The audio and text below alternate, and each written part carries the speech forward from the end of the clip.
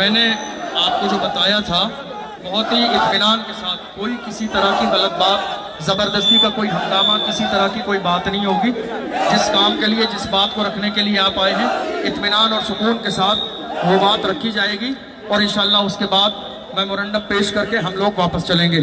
आपसे गुजारिश है थोड़ा सा आप बैठ जाइए, हम अपनी जिस बात को रखने के लिए आए हैं वो बात रख के फ़ौरन ही हम लोग यहाँ से निकलेंगे। आप बैठ जाइए, आपसे गुजारिश है आप बैठ जाइए, क्योंकि साउंड सिस्टम इधर ही है, फिर आगे नहीं जाएगा तो आगे दुश्वारी होगी। बस बैठ जाइए।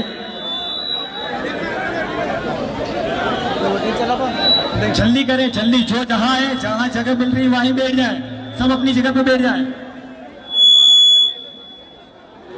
जो लोग पीछे हैं उनसे गुजारिश है वो आगे आ जाइए, जगह है। जो लोग पीछे हैं उनसे गुजारिश है आगे आ जाइए, जगह है बैठने के लिए। जो लोग पीछे हैं आगे आ जाइए, जगह है बैठने के लिए। जो लोग पीछे हैं आगे आ जाइए बैठने के लिए।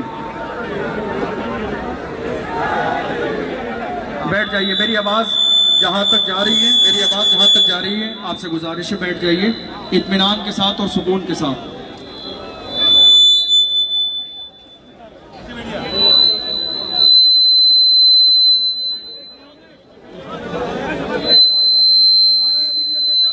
बैठ जाइए आप लोग। इशारा किया जाया करें, इशारे में बैठा करें। बैठ जाइए, जहां तक मेरी आंख नजर लग रही है बैठ जाइए। एक बार में, एक दफा में बैठ जाइए।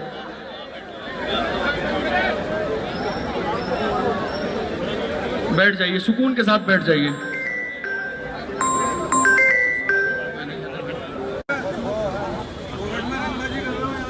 आज हमारे और आपके यहाँ आने का मकसद, आपके हमारे और यहाँ आने का जो मकसद है,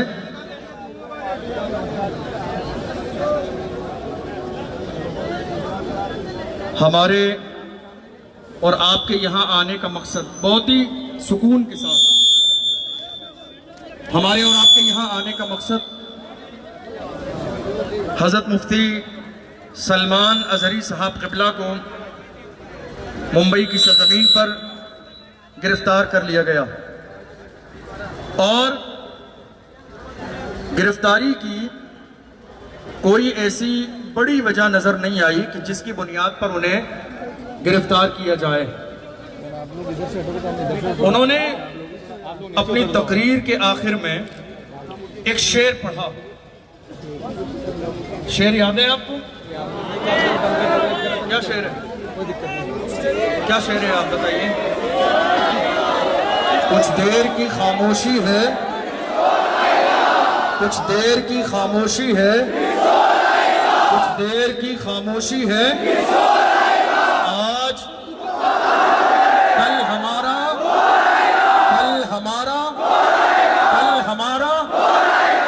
ये शेर मुफ्ती साहब ने पढ़ा। चूंकि हम जो आगे बात करने वाले हैं वो पता होना चाहिए कि क्या बात हो रही है। सुकून से बैठ जाइए, आपको नारा लगाने का मौका दिया जाएगा। ये शेर मैं आपको इसलिए पढ़ के बता रहा हूँ ताकि आपको ये पता चलना चाहिए कि हम यहाँ क्यों आए हैं। मुफ्ती साहब क़िबला ने गुजरात के शहर जूनागढ़ में ये शेर पढ़ा।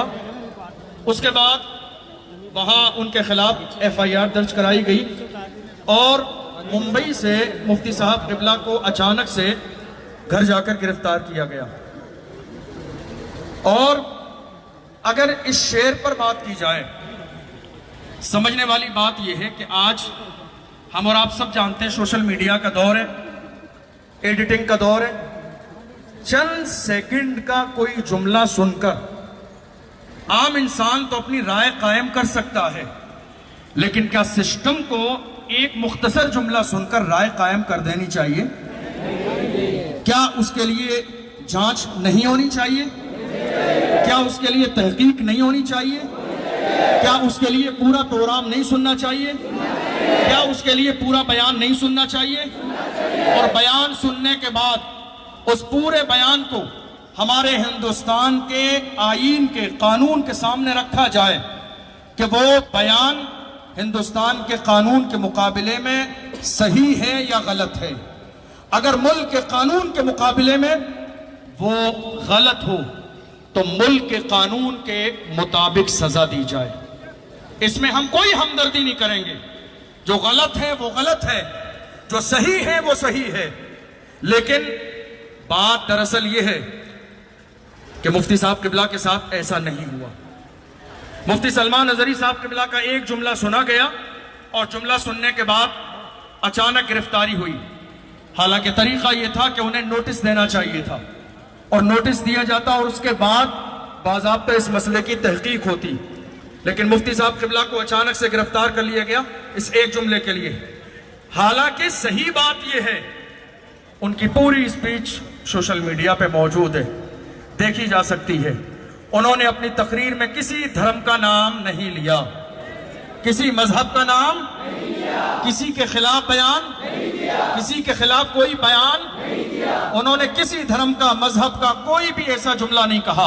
वो अपनी स्पीच मुकम्मल कर रहे थे, करते करते ये एक बहुत पुराना शेर है, बहुत पुराना शेर है जिसको पढ़कर उन्होंने अपनी तकरीर खत्म कर दी। और उससे पहले जैसा कि वीडियो में है, गालिबन वो इजराइल या फलस्तीन के मौजू पर बात कर रहे थे। अब गौर करने वाली बात है, अगर कोई यहाँ ये कहने लगे कुत्ते भौंक रहे हैं तो मैं तो बुरा नहीं मानूंगा, मैं बुरा मानूंगा? मैं इंसान हूं, मैं इंसान हूं, मुझसे नहीं कहा है, मुझसे तो कहा ही नहीं है, मैंने क्यों बुरा मानना है? मुफ्ती साहब किबला ने अपना बयान इस अंदाज में मुकम्मल किया और मुफ्ती साहब किबला को गिरफ्तार कर लिया गया इस एक जुमले पर। हालांकि सही बात यह है, अगर कोई इस हवाले से बात करना चाहे तो इससे ज्यादा बड़े बड़े जुमले आज सोशल मीडिया पर मौजूद हैं, और अगर कोई इनकार करना चाहे तो हम दलाइल के जरिए, दलीलों के जरिए यह बात साबित कर देंगे। ये वो दौर है कि इंसान बोलने वाला मुकर नहीं सकता है। ये वो दौर है कि आज YouTube पर सारी चीजें मौजूद हैं। आपने कब बोला, कहां बोला, क्या बोला, किस लिए बोला, किसके सामने बोला। मुफ्ती सलमान साहब ने अपनी तकरीर में एक आखिर में शेर पढ़ा, लफ्ज़ कुत्ता कहा, सारे लोग उनकी बगावत करने लगे। लेकिन हाल यह है कि इसी हिंदुस्तान की सरजमीन पर, थोड़े से जमाने पहले की बात है, हरिद्वार की सरजमीन पर धर्म संसद हुई।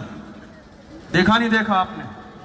मौजूद है, गूगल किया जा सकता है, यूट्यूब पर देखा जा सकता है। वहां पर बाज़ाब्ता ये ऐलान किया गया 20 लाख मुसलमानों का कत्लेआम किया जाए, ऐलान किया गया, वीडियो मौजूद है, देखी जा सकती है। उसी धर्म संसद में यह भी ऐलान किया गया कि अगर आपको सलामत रहना है या तो मरो या मारो। उसी धर्म संसद में यह भी ऐलान किया गया कि अगर तुम्हें हिंदुस्तान की सरजमीन पर सलामत रहना है तो तुम्हें हाथों में हथियार उठाने पड़ेंगे। जरा जुमले को एक दूसरे के सामने रखकर गौर कीजिए, जरा गौर कीजिए। यहां तक कहा गया कि जिस तरह म्यांमार में सफाई अभियान चलाया गया, मुसलमानों को मारा गया, काटा गया, निकाला गया, इसी तरीके से हिंदुस्तान की सरजमीन पर सफाई अभियान चलाना चाहिए और मुसलमानों को मार मार कर बाहर निकाल देना चाहिए ताकि हिंदुस्तान बाज़ाब्ता मुसलमानों से पाक और साफ हो जाए। ये सारी स्पीच मौजूद है, सारी स्पीच मौजूद है। मुफ्ती साहब किबला, मुफ्ती सलमान अजहरी साहब का अगर बयान आप देखें, लॉकडाउन के जमाने में डासना मंदिर के महंत यति नरसिंगानंद सरस्वती ने हमारे नबी सल्लल्लाहु अलैहि वसल्लम की शान में गुस्ताखी की, और जब हमारे नबी की शान में गुस्ताखी की उस वक्त में मुफ्ती साहब सलमान अजहरी साहब ने जवाब दिया, और यह जवाब का सिलसिला काफी लंबे जमाने तक चलता रहा।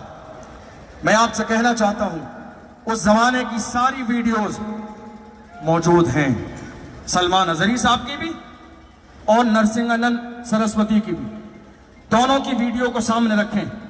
मुफ्ती सलमान अजहरी साहब लगातार ये कहते रहे, सामने आइए, बैठकर बात कीजिए, मुकाबला होगा, मुबाहला होगा, हम अग्नि परीक्षा देंगे, ये बातें चलती रही।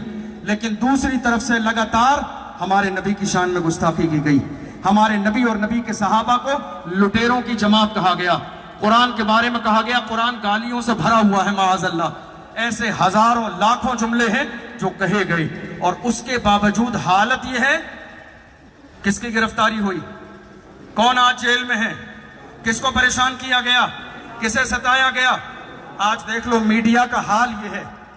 मैं सबके लिए नहीं कह रहा हूं, जो अच्छे हैं, जो ईमानदार हैं, वो लायक एहतराम हैं।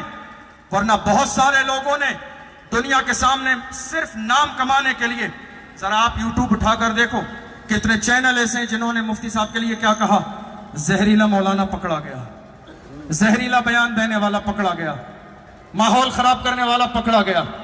मैं आपसे पूछना चाहता हूं, जहरीला बयान क्या है?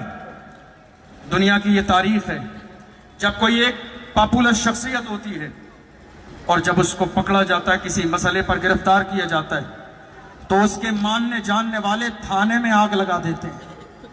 ये मुल्क की बेशुमार वाकयात हैं, हिंदुस्तान में भी और हिंदुस्तान से बाहर भी। ये अपनी मोहब्बत का अंदाज है। मैं मुफ्ती साहब के बारे में खबर दे रहा हूं आपको, ऐसा बहुत सारी मिसालें हैं। मुफ्ती साहब जिस दिन गिरफ्तार किए गए, जैसे ही सलमान अजहरी साहब को गिरफ्तार किया गया, ले जाया गया थाने में, उनसे मोहब्बत रखने वाले लोगों का एक बहुत बड़ा जम्मे गफीर पूरा हुजूम आके थाने के सामने खड़ा हो गया। नारेबाजी होने लगी, रिहाई के नारे लगने लगे। जब पुलिस प्रशासन से भीड़ जो है कंट्रोल ना हुई, तो उन्होंने माहौल को शांत करने के लिए सलमान अजहरी साहब को बुलाया, विंडो के सामने खड़ा किया, उसकी वीडियो मौजूद है, और कहा, सलमान साहब ये भीड़